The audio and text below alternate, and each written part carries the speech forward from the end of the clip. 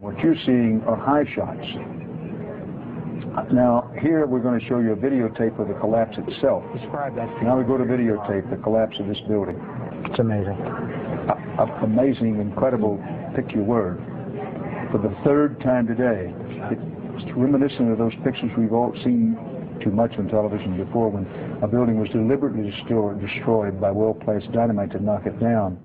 I was amazed. It follows, and I'd look now at dozens of demolitions just to see what they look like, what is the nature, is experiments on how you bring a building down symmetrically, straight down and rapidly. You knock out the core first, the core goes down, the sidewalls lean in a little bit, then the building comes down rapidly because you've knocked out the support. Well, that's exactly how Building 7 came down. The dramatic collapse of World Trade Center 7 is something everyone ought to see. I suspect that few have actually looked at it to date. It's very dramatic. It would be helpful actually to show a demolition of some other building, which we know is controlled demolition. So you can see how it dips in the middle and comes straight down and rapidly. And also you see coming off the sides these jets of gas and debris, smoke puffing out of there.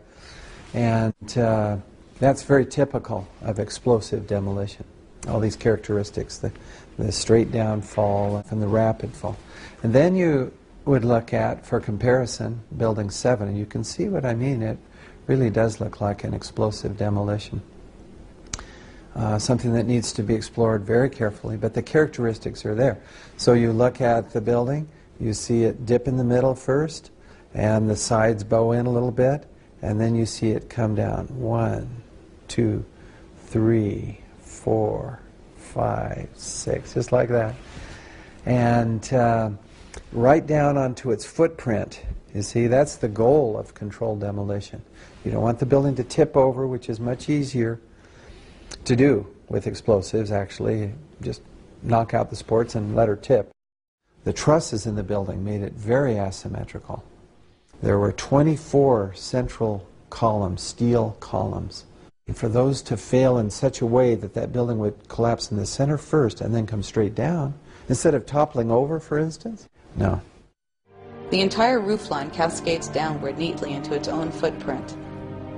At the same time, jets of debris can be seen shooting out of the walls and going up floor by floor.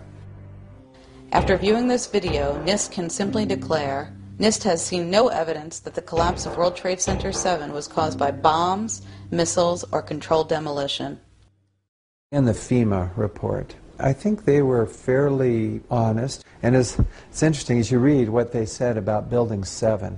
So I'm reading with great interest. At the end they say, well, our best hypothesis, now this is the fire and damage hypothesis. That's the only hypothesis they looked at, seriously. Okay, so our best hypothesis, they said, has only a low probability of occurrence. And I'm saying, that's right. That's exactly right. Why don't you quantify that? But they didn't quantify it.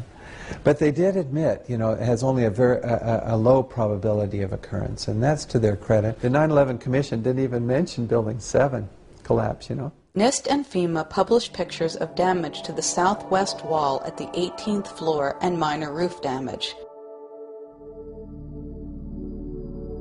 The NIST chart of the damages shows a substantial gouge in the south face from the 10th floor to the ground, affecting 3 of the structural columns.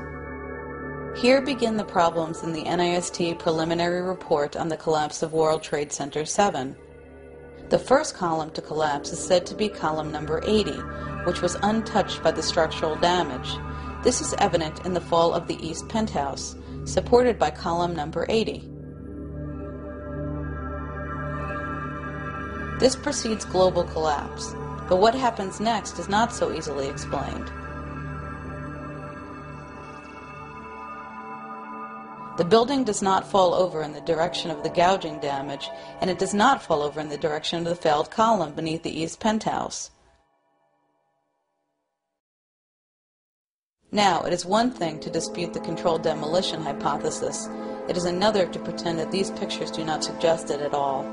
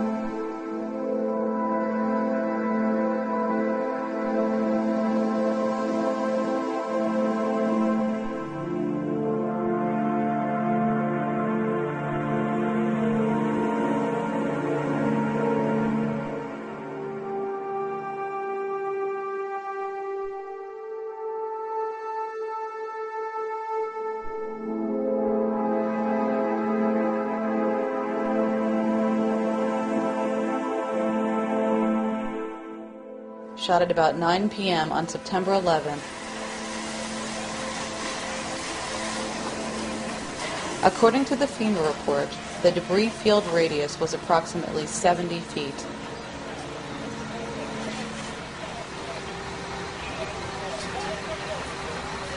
The U.S. Post Office is on the left, also known as the Federal Office Building. World Trade Center 7 stopped at the sidewalk along the post office.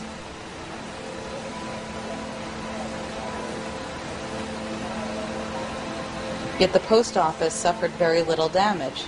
It was less than half the height of Building 7, which was 570 feet tall. You can see Building 5 still burning in the distance.